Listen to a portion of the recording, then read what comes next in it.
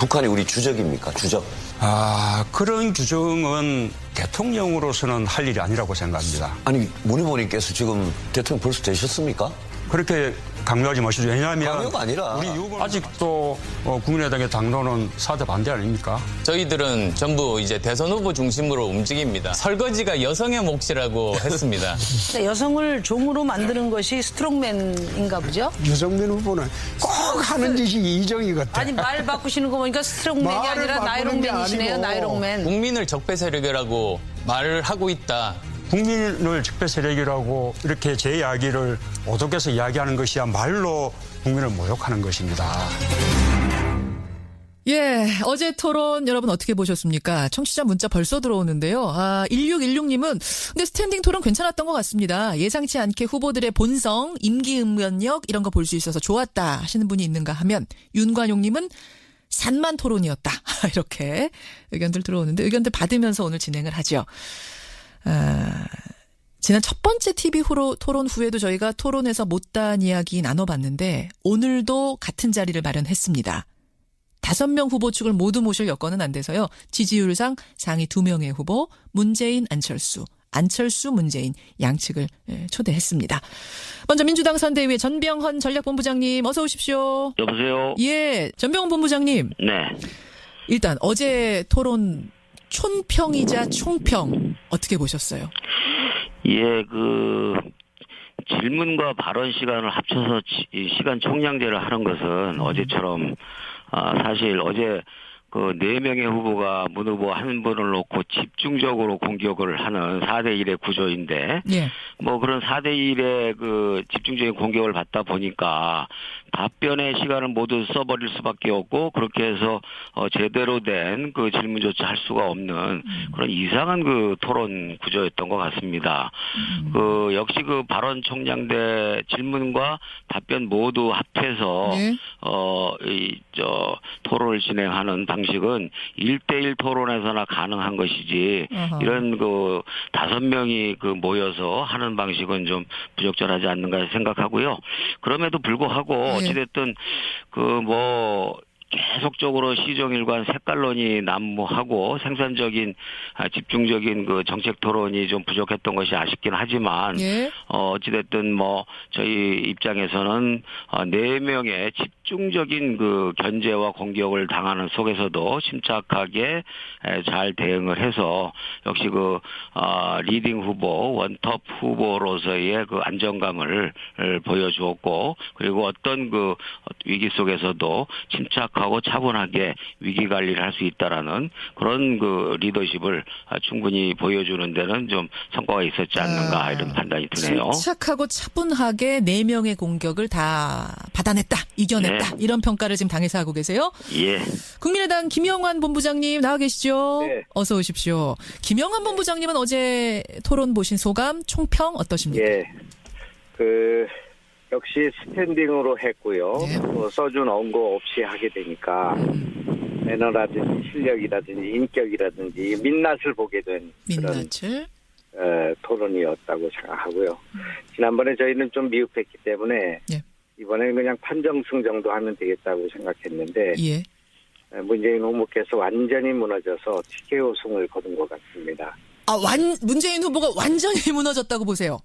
네, 그렇습니다. 특히 이제 문재인 후보에 대해서 국민들이 안보 불안에 대한 그런 의구심이 있었지 않습니까? 또 실력이 없는데 이분이 써준 원고만 읽는 거 아닌가 이런 생각을 갖게 됐었는데 그것을 확인시켜줬다고 생각합니다. 특히 북한을 주적이라고 부르지 않고 또 대통령이 될 사람이 이걸 그렇게 부르지 못한다고 얘기한 그런 부분 또 재정계획을 전문가들이 모여서 위원회를 만들어서 하자고 하는 그런 말씀을 들으면서 대통령이 집권하는 것이 아니라 최순실 대신 전문가위원회가 앉게 되겠구나 하는 그런 생각을 갖게 됐습니다. 전체적으로 이 문재인 후보와 우리 안철수 후보의 차별성이 드러난 그런 한판이었다 이렇게 생각합니다. 혹시 전병헌 본부장님, 네. 지금 주적에 대한 지적을 하셨는데 답을 하시겠습니까? 어떠시겠습니까? 예. 우리 김영환 단장께서 문재인 후보에 대해서 상대 후보에 대해서 거의 그 융단 폭격을 가하시는데 지난주에 이 똑같은 프로에 나와서는 예. 안철수 후보가 잘했다고 굳이 막 우겨대더니 지난번에는 미흡했다라고 이제 이실직고를 했어요. 그러더니 오늘은 또 안철수 후보가 엄청나게 잘했고 무너졌다. 예. 뭐 이런 말씀을 하시는데 예. 어떻게 그렇게 그 입만 열면 전 거짓말을 하는지 모르겠어요. 예? 두 분이 왜냐면요. 예. 어제도 문제가 있었지만 그 시작부터 사진 치열했어요. 그 쓰는 데 있어서 그 벽보 포스터에 그동안 우리 김영환 의원이 저하고 여러 차례 나오고 방송에서 나와서 한 얘기가 예. 무슨 포샵을 안 하고 자연스럽게 찍은 것이고 뭐 새로운 발상이니 어쩌니 그런 이야기를 늘어났었는데 어제 결과적으로는 후보가 뽀샵을 넘어서 합성까지 했다라는 것을 인정했잖아요. 그런 식으로 일정하게 그 거짓말을 계속 반복을 하고 계시는데 지금 이 평가도 좀 사람이 점잖게 말씀을 하셔야지 말투는 점잖은데 말 내용은 너무 좀 거칠다. 그리고 최소한의 예의도 없다. 이런 말씀. 저도 좀 얘기를 합시다. 그 패권적으로 하지 마시고요. 짧게요. 예, 김영환 예. 본부장님. 민주당은 민주당 방식으로 하면 되고 우리는 우리 방식대로 하면 된다고 생각하고요. 참 이런 논란은 참 유치찬란하다고 생각합니다. 디자인이 뭔지, 낯설게 보이기가 뭔지, 자, 사실성이 뭔지를 전혀 모르는 잠시만요. 홍준표 그 대표께서 후보가 예. 그 포스터에 왜 당명을 뺐느냐라면서 박지원 상황을 가리기 위해서 그런 것이냐 이렇게 물었는데 그것도 무슨 나이키니 어쩌니 이야기를 하시더라고요. 그게 저도 좀 얘기 좀 합시다. 자, 두 분 잠시만요. 제가 좀 정리하겠습니다. 사실은 저희가 두 분에게 어제 TV 토론 2시간 동안 충분히 듣지 못했던 답변, 각 캠프에서 꼭 듣고 싶은 이야기를 하나씩 가져오시라고 지난번과 똑같은 방식으로 주문을 드렸습니다. 네. 그랬는데 문재인 후보 측의 전병헌 본부장님, 네. 전병헌 본부장님이 가지고 오신 문재인 후보 측의 질문이 바로 지금 하신 그 질문이죠? 예. 그거 짧게 정리 한번 청취자들께 다시 한번 해주세요. 예. 벽보에 당명을 뺐지 않습니까? 안철수 후보 포스터에는 당명이 없습니다. 예. 그 당명을 뺀 것은 기본적으로 민주정치 기본은 정당 책임 정치인데 당명을 일부러 가린 이유는 딱 두 가지 중에 한 가지 아닌가 싶습니다. 첫째는 박지원 상황이라는 그런 지적들이 있고 박지원 대표의 그림자를 지우려고 했던 것이 아니냐. 어제 이게 홍준표 후보의 지적이었죠. 두 번째는 그것이 아니라면 지금 39석의 국민의당의 집권으로는 오히려 대선으로 혼란이 끝나는 것이 아니라 더 큰 혼란을 야기할 수 있다라는 국민 다수의 그 걱정을 오히려 그것을 감추고 덮으려는 의도에서 한 것이 아닌가. 세 번째는 김경진 대변인도 뽀샵을 하지 않았다. 자연스러운 사진이다라고 주장을 했는데 결과적으로는 어저께 후보가 합성을 인정을 함으로써 뽀샵을 넘어서 합성까지 한 매우 자기적인 그런 포스터임을 스스로 이야기를 했는데 그동안 김영환 의원이 각종 이 방송 프로에서 나와서 이 얘기한 것과는 또 그 사실관계도 또 알겠습니다. 다르거든요. 김영환 거짓말을 한 이유가 도대체 무엇인지 듣고 싶습니다. 국민의당 답변 주십시오. 이 유치찬란한 토론을 계속해야 되는지가 참 걱정인데 우리 포스터에는 녹색으로 전면이 덮여 있고 로고가 들어있고 기호 3번이 들어있고요. 또 국민이 이깁니다에 국민이 들어있습니다. 디자인이 뭔지, 낯설게 보이기가 뭔지, 차별성이 뭔지 어디서부터 가르쳐드려야 될지 모르겠습니다. 이 창조적 상상력을 무너뜨리는 이 말씀들. 서술이 부족하기 때문에 세상의 모든 시를 다 불살라버려야 된다고 하지 않을까 걱정입니다. 정말 이런 생각을 가지시는 분들이 정당의 지도자로 있는 이런 정당이 과연 창조성을 중심으로 한 4차 혁명 시대에 미래를 책임질 수 있는가? 아니 그 거짓말 아이들한테 보이기가. 자, 김영환 의원님 마무리해 주세요. 그러면 김영환 의원님 소속 당이 일단 지금 이제 의원 수가 적기 때문에 그걸 가리기 위한 거 아니냐라는 전병헌 본부장 질문에 대해서는 그건 아니라는 말씀이세요? 전혀 생각도 못 해보니. 생각도 못 해본 일이다. 얼토당토하지 않은 흑색선전이라고. 자, 요거에 대해서 한 번씩 발언 기회 다시 드리겠습니다. 전병헌 본부장님, 민주당. 지금 말씀하시는 것은 이미지로만 얘기를 하고 있어요. 정치를 이미지로만 해서는 안 됩니다. 정치는 구체적인 것이고 제가 어떤 것이냐 39석의 집권당이 될 경우 불안한다라는 그런 지적들 국민적 우려를 감추기 위한 것이냐 아니면 박지원 대표의 그림자를 감추기 위한 것이냐 이 두 부분에 대해서 명백하게 답변을 해보세요. 국민의당 답변 주십시오. 이미지적으로만 답변할 것이 아니라 예. 아니 왜 포스터에 박지원 대표가 나오고 그것이 무슨 39석이 왜 나옵니까? 여북하면 39석짜리 정당인 우리 국민의당한테 지지율이 눌리고 쫓기고 이런 신세가 됐습니까? 누가 지금 지지율을 눌리고 쫓겨요. 어느 국민들이 그 포스터에 대해서 어떻게 생각할 것인가 하는 것은 국민의 몫으로 남겨두면 됩니다. 왜 이렇게 남의 당 그 포스터를 걱정하십니까? 자, 이렇게 그러면 왜 해서 김 의원께서는 남의 당 후보를 걱정하십니까? 똑같은 얘기인 거죠. 똑같이 발언 기회 드렸고요. 이것이 5분 동안 이 토론했습니다. 이 다음은 뭐냐면 안철수 후보 측의 김영환 본부장님이 문재인 후보의 어제 토론 보시고 이 질문은 조금 더 하고 싶다 하나 골라오셨죠? 뭡니까? 해주십시오. 예, 우리 전인권 그 가수께서 페이스북을 통해서 이제 안철수 후보를 좀 지지하는 그런 이제 말씀하신 것 같습니다. 그것에 대해서 수백 수천의 악성 댓글이 달리고 문자 폭탄이 날라왔습니다. 가수 전인권 씨한테? 네네. 예. 이것은 어제 오늘 일이 아니고요. 이것이 늘 있는 아주 상습적인 반복되는 그런 상투적인 일입니다. 이거는 그냥 그 댓글이 아니라 민주주의의 적이라고 생각합니다. 정치적 테러라고 생각합니다. 이런 방식으로 국민들을 길들여 왔습니다. 누가 문재인 후보나 또는 친문, 친노 이런 것들을 비판하는 그런 언론과 그런 지식인들을 침묵에 떨게 하고 침묵의 문화로 몰아넣었습니다.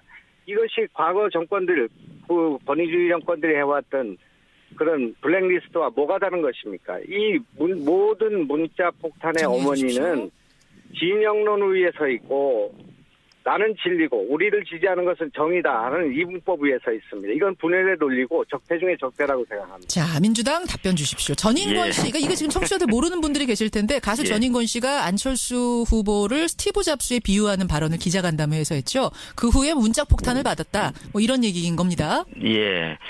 우선 기본적으로 일반적인 국민은 자기 생각을 펼치게 되고 그 자기의 생각이 다른 사람들한테 전해지는 과정에서 그 생각과 다르다는 이유로 이러저러한 비판이나 지적을 받는 것을 일정하게 감내할 필요는 있다고 생각합니다. 다만 생각이 다르다고 과도하게 인신공격적으로 그렇게 공격을 하는 것은 잘못된 거죠. 어저께 문재인 후보도 그것은 잘못된 것이다라고 분명하게 얘기를 했죠.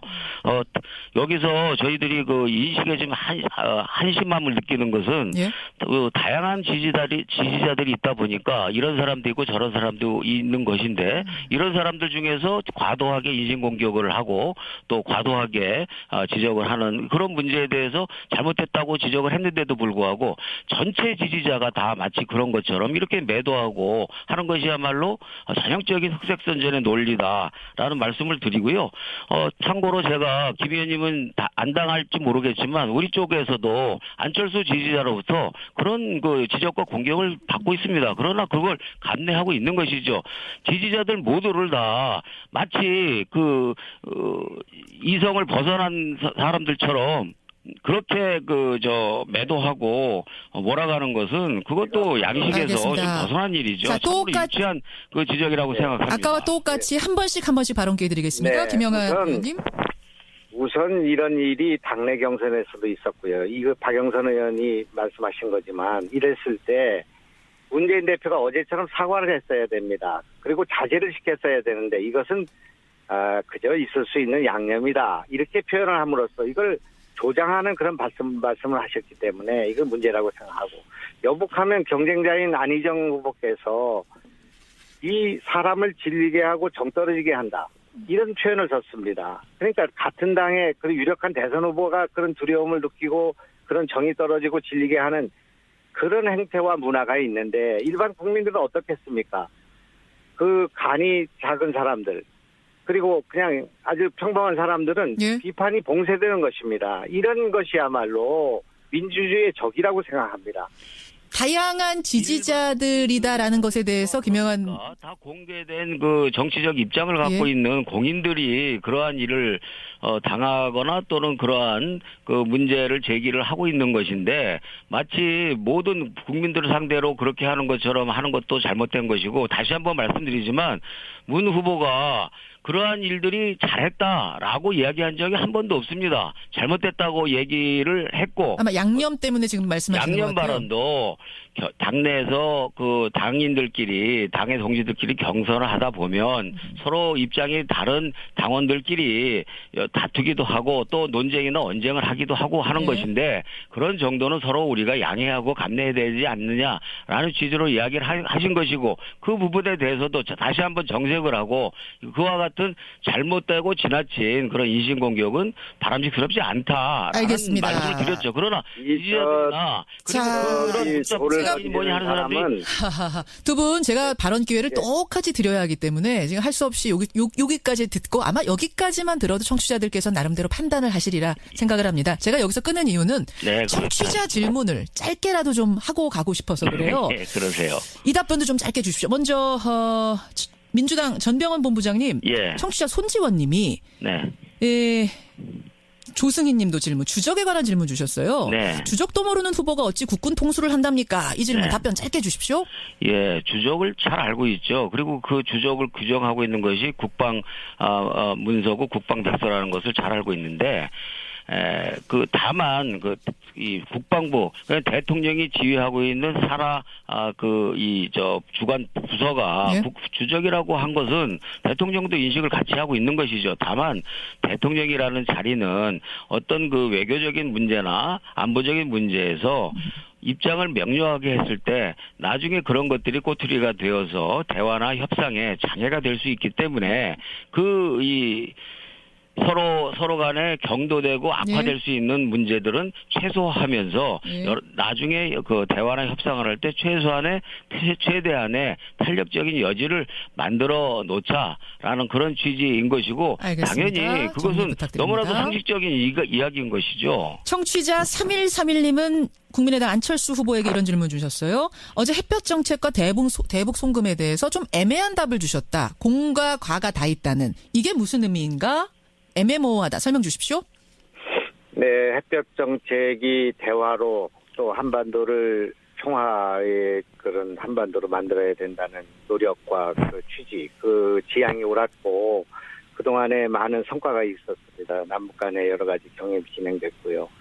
그러나 우리가 핵을 맞지 못했고 또 그 과정 속에서 대북 송금 특검이라고 하는 그 과정에서 유죄 판결을 받았던 대북 송금 문제가 불거졌습니다. 3번 판결이 있었고 그런 문제에 대해서는 앞으로 우리가 잘못된 것은 잘못된 것으로 우리가 정리하고 그러나 햇볕 정책과 그런 남북 화해 협력 노선, 포용 노선이 가지고 있는 정신, 예. 대화를 통해서 남북 문제를 해결하고 평화를 해결하겠다는 그 정신과 취지는 살려가야 된다. 그 알겠습니다.